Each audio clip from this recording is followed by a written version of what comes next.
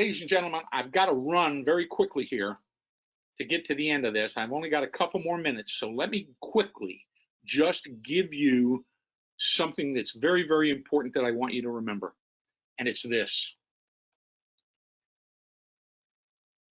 The elements of a compelling piece of automotive are this: price, selection, a unique selling proposition. In other words, tires for life, free oil changes forever. There's a guy out in California that's the home of the 1 penny oil change. Fabulous. And then, importantly, a prominent and easy internet locator, that your internet address has got to be very, very prominent in your ad. Here's a dealer in South Florida, the Arrigo brothers, and when they do an ad, at the bottom of the ad is that, for the entire 30 seconds of the ad, is that email address, arrigosawgrass.com. It's there for the entire 30 seconds. It never leaves the ad. And by the way, notice there is no address, there is no telephone number, just that. This guy happens to be the largest dealer in the state of Florida. The largest dealer in the volume dealer in the state of Florida. They're a Dodge dealer. They got a bunch of Dodge dealerships. Their used car department is unbelievable. These people right here. Gee, I wonder if they have a really good internet sales department. Of course they do. This, at one time, was he isn't right now, was the largest Lexus dealer in the United States, JM Lexus. Coconut Creek, Florida. Notice at the bottom of this ad, this television ad, jmlexus.com, they put the phone number in, but that's on the screen for the entire time of the ad. I wish it was bigger, but it's there. Make sure you do this. Now, I'm not ignoring you radio folks. If you're doing a radio ad and you want to drive people to that dealer's website, remember to talk about the website 3 times in every radio ad. I know that's going to take up a lot of time. 3 times in every ad. At JM Lexus, you can drive a new Lexus for $389 a month. That's at jmlexus.com. That's right, $389 a month at jmlexus.com. Go to jmlexus.com and get the details on how to drive a new Lexus for $389 a month. Why drive a Chevy, a Ford, or a Dodge when you can drive a Lexus at JM Lexus? That's jmlexus.com. Boom. Keep that in mind, radio folks. I want to give you one last piece of this. You know, back to, I tried it and it didn't work. I was out in Nebraska last year and talking to an AM radio guy, CRVN radio, 1,000-watt radio station, and you can see that red line is his broadcast area, right? He says at night in Denver, Colorado, you can hear his station. I don't know that, but that's what he says. Anyway, he's telling me about a dealer.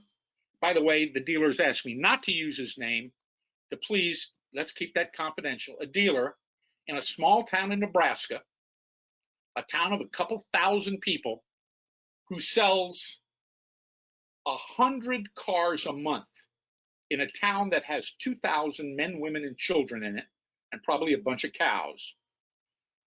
2,000 people in this town, and he sells 100 vehicles a month. And he sells them all over Nebraska and to people living in Kansas.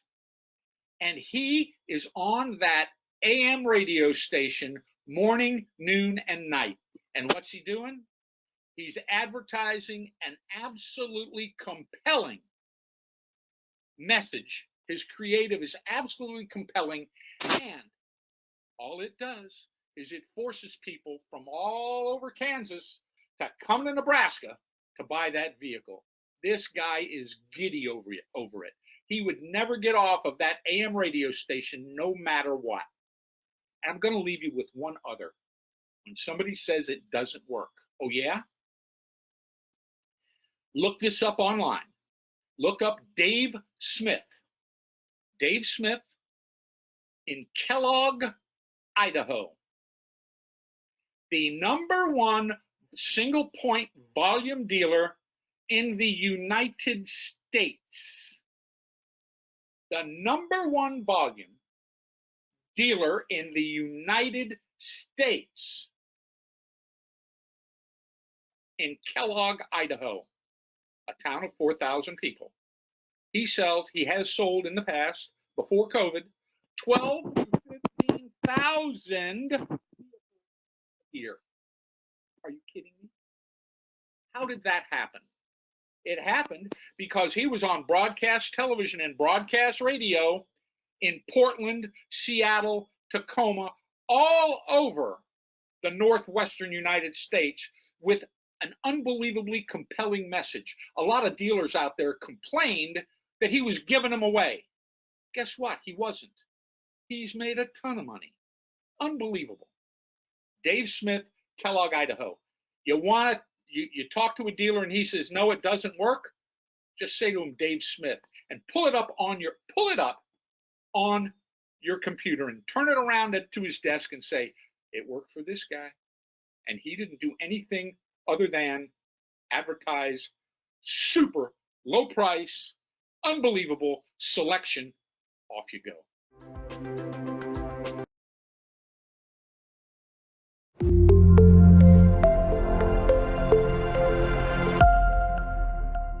John, first question comes from Stephanie. And Stephanie asks this: how do I tactfully tell a dealer who is complaining that they aren't making money that I know that they are? Well, Stephanie, great question. And the answer is you can't do that. You can't say, oh, BS, Mr. Dealer, I know you're making a lot of money. You need to say, well, the national statistics say that across the United States, dealers are more profitable than they have ever been. And just say, if you can see your way clear to just invest a little money with me, I can tell you that I can help you become more profitable. Pick up that volume. There's no way he's going to say, I'm not making any money. And you say, yes, you are. No, you're not. Yes, you are. No, you're not. Yes, you are. Now, you can't do that. All you can do is say, nationally, NADA says dealers are more profitable than they've ever been. If you're not, let me help you get to profitability by investing just a little bit. Let's start with a little bit, and let's see if we can't increase the volume. We got a great message to tell. I hope that makes sense to you. But that is about all you can say. I guess when I talk about how profitable these dealers are, I'm really doing that to sort of give you some confidence that they are, for the most part, very profitable. There could be some places where they're not. Sure. There could be some terribly downtrodden neighborhoods where it's really, really tough. But again, on a national basis, they're rocking and rolling.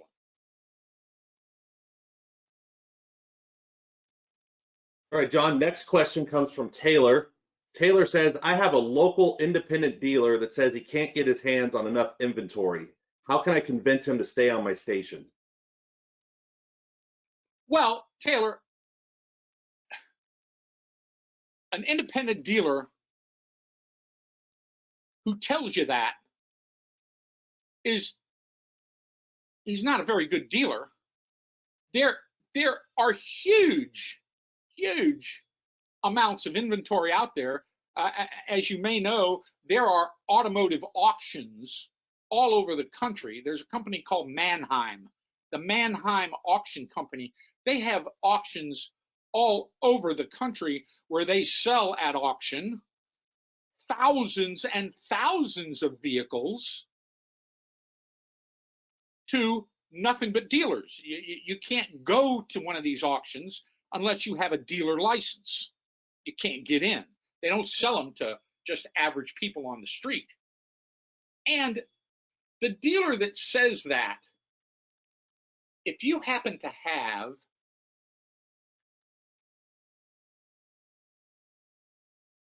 other independent dealers around your town that have large inventories, point to them. Say, well, you know, buddy, your guy across town over here has got tons of them.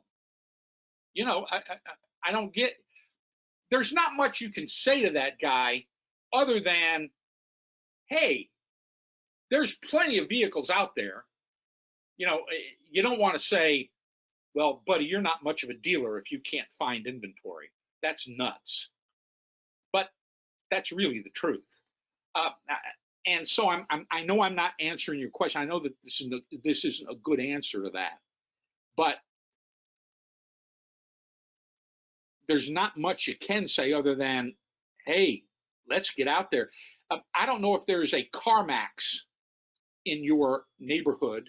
I don't know what town you're in, but if you're in any kind of a big town or close to a big city, there is probably a CarMax in that big city. Go over to the CarMax and count their inventory. They've got thousands of cars. Where do they get them? They get them at auctions. They get them all over the country. They buy them at auction. They actually have buyers that go get them. So keep that in mind.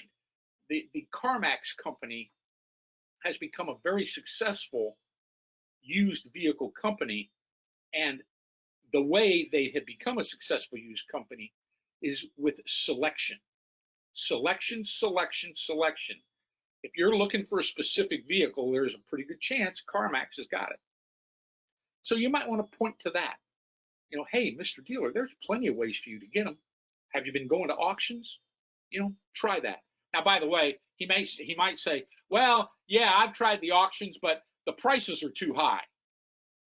Well, you know, somebody else is buying them and selling them.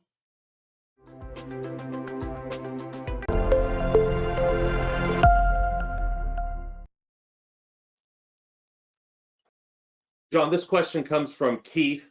Keith asks, how can I apply this if I'm at a public station? I can't promote dealers the same way a commercial station can.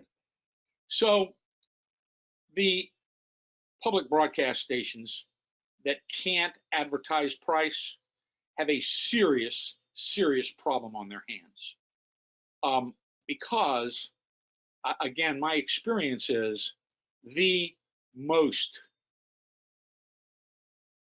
compelling way to advertise automobiles, you're not selling pizzas, you're selling, you know, very expensive pieces of equipment, is price and selection. So I'm assuming that you can at least talk about selection. So that's one thing you can do.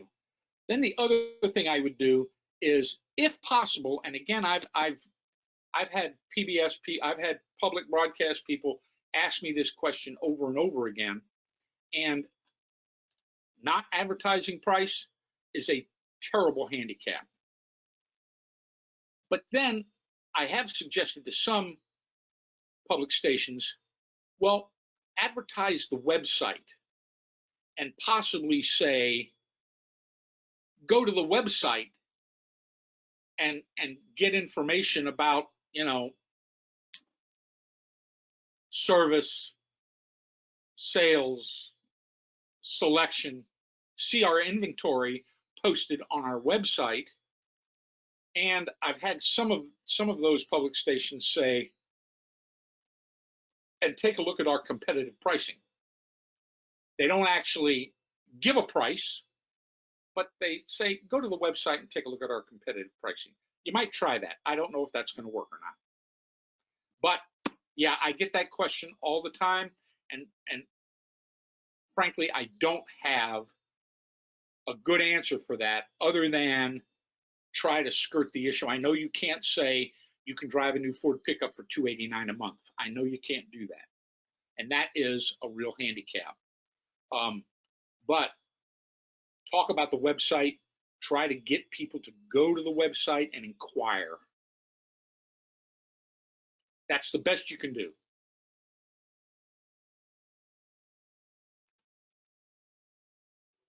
John, this next question comes from Rick. Rick asks, how do you handle a dealer who uses co-op when the manufacturer is actively doing everything they can to not pay their part?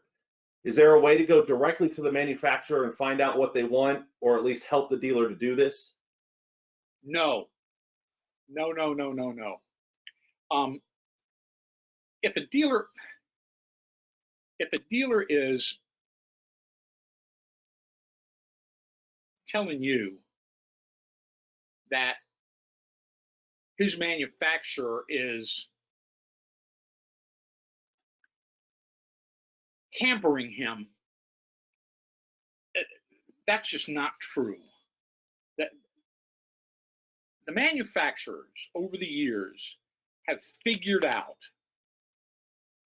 that the way to gain market share in every local community is by having an aggressive dealer who is doing something that the manufacturer and tier 2 can't do, and that is price the vehicle at, again, that compelling price point that's driving the customer to them. You see, in every state in the country, the manufacturer and the tier 2 advertiser can't do that because it's considered price fixing. The dealer is the person who's got to throw the price out there.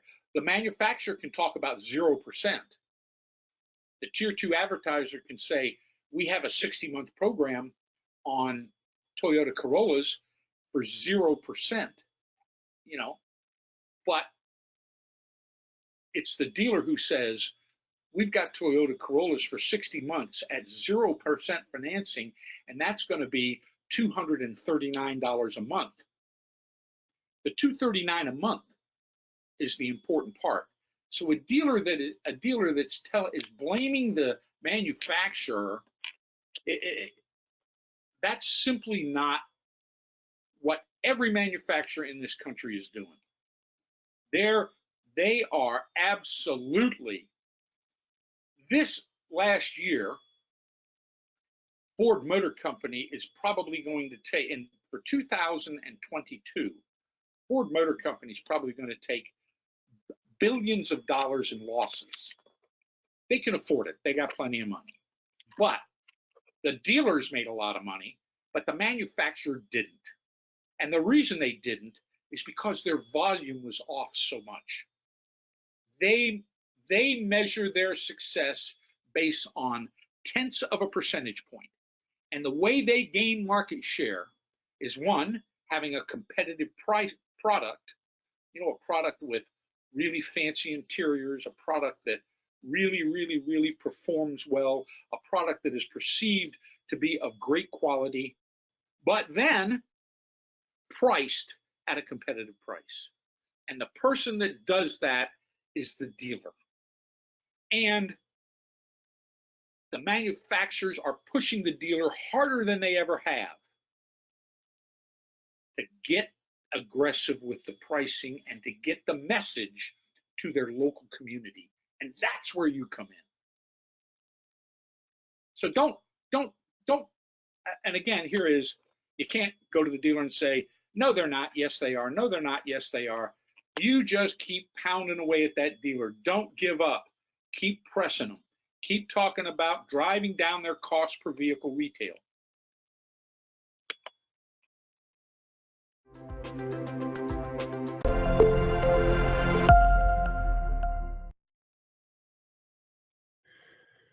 John, this next question comes from Sean. What can I do with a dealer that has like 5 new vehicles and maybe 10 or 15 certified pre-owned? We're seeing a lot of that with our large dealers, and I've had some success talking service with them, but for the most part, dealers like Toyota don't want our help because they are selling vehicles before they get them in since inventory is so low. Sean, that has been the case. There's nothing, I'm sorry to say this, there's not much you can do about that. If you've got a Toyota dealer who's only got 5 cars on the ground, they're not. You remember my slide in here? Count the inventory and divide by 2. Well, if he's only got 15 or 20 on the ground, you don't have to divide by 2. That's not going to work. But remember this slide. New vehicle demand remains elevated. With the worst of the chip shortage behind us and vehicle production set to increase, new vehicle sales are expected to increase. This is Patrick Manzi from NADA, chief economist. Yes, that could be the case, but I'm telling you, when I travel, I'm traveling the country now. When I visit dealers, I have not found one recently who's in a situation where they've only got 5 on the ground and they're selling them off the truck. And if that Toyota dealer is a big guy and he's got 15 certified on the ground, what he needs to do is go get another 30 certified. You can buy those at auction too. You can buy certified cars at auction, low mileage, late model vehicles. You can go get them, and that guy needs to turn himself into the largest used vehicle dealer in his marketplace if he can't get any more new ones. But to answer your question, if that's the current situation, all I can tell you is stick with them, because Mr. Manzi says it's getting ready to change. If it hasn't changed already, this quote was made in February, so it's on its way. Just keep at it. Also, let me mention to you, you said something in your question about service. Typically, advertising service at a franchise dealer is a non-starter. People will drive across the state, like those folks in Kansas going to Nebraska to buy a vehicle from that guy. People going to Dave Smith in Kellogg, Idaho to buy a vehicle. They will travel across the state lines to buy one, but they will not travel very far to get it serviced. They will typically go to the dealer that is right next to them. So if you're a franchise dealer in a big town and you, Sean, are a television account executive, that dealer's eventually going to say, why am I paying to buy all those eyes and ears on your TV station when they're on the other side of the city and they're not coming here to get an oil change? Ain't happening. So just keep that in mind, and remember, it's one thing to advertise a monthly payment on a $25,000 vehicle. It's another thing to advertise a deal on a $25 oil change. Am I going to drive across town to save $2 for an oil change? Probably not. But keep at it, Sean. That inventory is going to get growing here pretty quickly. Again, according to NADA, and I will tell you, NADA is never, I shouldn't say never, rarely wrong. They've got their finger on the pulse of this thing. Excellent point.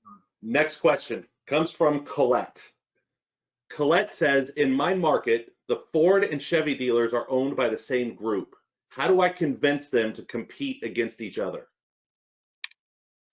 Colette, you shouldn't have to convince them. Here's why. Unless those dealerships have the same general manager,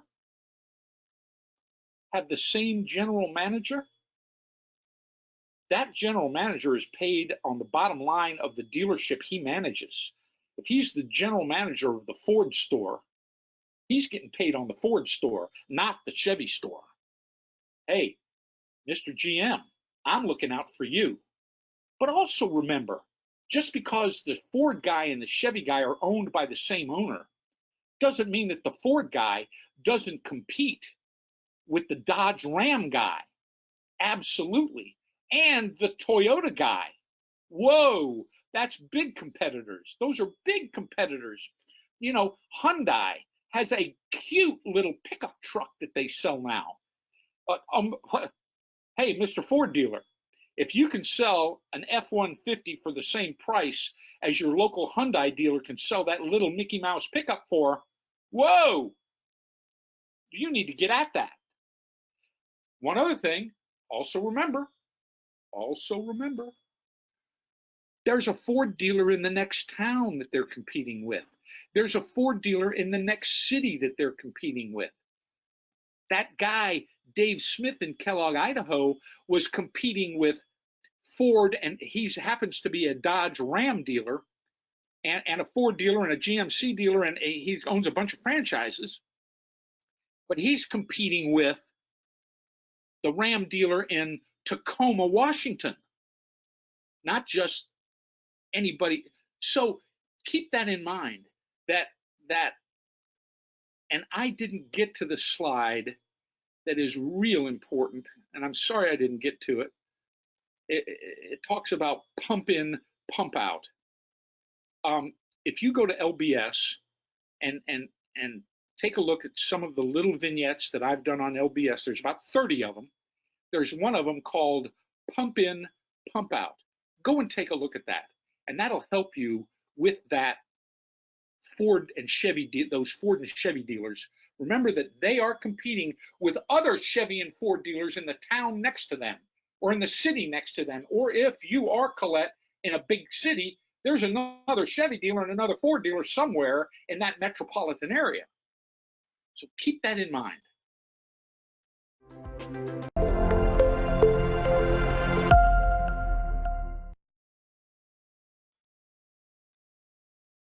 All right, John, this question comes from Kelly. The top independent dealer in my market sells more used cars than the top franchise dealer. Is that normal? And can I use that information to make the franchise dealer spend more on my station? Absolutely, Kelly, absolutely. And you remember me saying that in every town in America, there's an independent dealer that's as successful as any of the franchise guys, and you have just brought up one of them, right? Wow, you better believe it. And I can tell you, here's what you have to remember. In the United States, ladies and gentlemen, the best year in the history of the automobile industry, 17.3 million new vehicles sold. That year, there were 30 million used ones sold. It makes the new car business look like Ned in the first grade reader. So Kelly, you need to talk about that. And by the way, the dealers all know it. They can go to the registration data in whatever state you're in, and they know that that used dealer, that independent dealer, is outselling them. You practically don't have to tell them, but you should tell them. Say, hey, guys, you're missing it. You're missing it. And let me tell you what you should tell them. Remember this. The independent dealer, and this is a key element. The independent dealer cannot sell certified pre-owned vehicles. Only a franchise dealer can sell certified pre-owned vehicles because they're certified by the manufacturer. It's a service that the manufacturer provides to their franchise holders. The manufacturer does not supply certification to the local independent dealer down the street. So the franchise dealer has got this huge advantage on the used car side. But stupidly, many of them do not take advantage of it. It's astonishing. I talk about it every time I visit a dealer. How's your certified pre-owned business? And so what you should be doing, Kelly, this is probably the best question of the day. What you should be doing is go into those franchise dealers. First of all, make sure you have the information about this used car guy. It's public information. Be careful. I hope that that used car guy is a customer of yours, is on your station. I hope he is. If he isn't, you need to go to him and say, hey, you're the biggest used car guy in this town. You're one of the biggest dealers in this town. Let me make you bigger. But then go to all the franchise dealers and say, hey, this used car guy down the street is picking your pocket, but you have a way to combat this. Let me sing the praises of certified pre-owned. You get a manufacturer's backed warranty. You get better interest rates. You can drive a 2-year-old Toyota Camry for whatever the number is. And by the way, I do not mean the dollar amount, the payment. Payment. Keep that in mind. So Kelly, that's the great question. That's what you got. Certified pre-owned, certified pre-owned, certified pre-owned. That's where you got to go.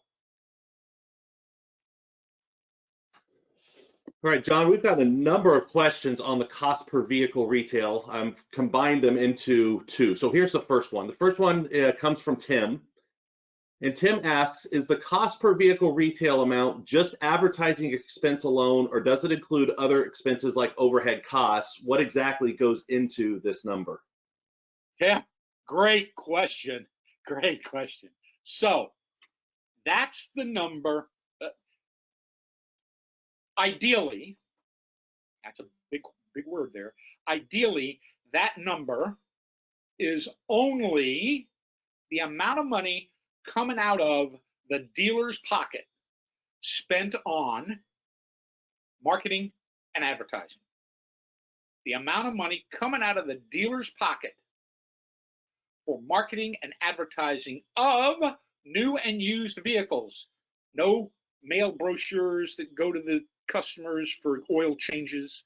You know, that happens to be one of the most effective ways to do service, is send a little mailer, a little postcard to the people who you sold a car to. So ideally, theoretically, it's only the money that dealers take out of their pocket and spend on marketing and advertising for new and used vehicles. However, and by the way, that's the number that is reported by the dealer, by the 17,000 franchise dealers. They all report that number to NADA. NADA pulls all that data together, and then they post, they then present those that national data, right? They pull it all together, add it up, divide it, do what they got to do. But what we found lately is some of that money could be, not always, but could be money that's spent on internet advertising and internet managers or people that are working in an internet department could be in that number. I don't see that all the time, but I have seen it. And what the dealer is doing, he's telling the because the dealer also sends that data to his manufacturer. And so what they do is they tell the manufacturer a little fib. God forbid an auto dealer would tell a lie. That doesn't happen. Tell a little fib, a little pinky fib, that all that money is being spent on advertising, when in fact some of it could be an internet manager, somebody that's answering the telephone or on a computer responding to internet inquiries. So thank you for that question. But however, when you go to a dealer, you don't want to do that. You just want to take whatever number he has and run with it. I mean, I wouldn't question. I wouldn't say, nah, Mr. Dealer, you got this other money in there, blah, blah, blah. No. And let me tell you that those numbers are, again, broad numbers based on national data. They vary from market to market dramatically. you.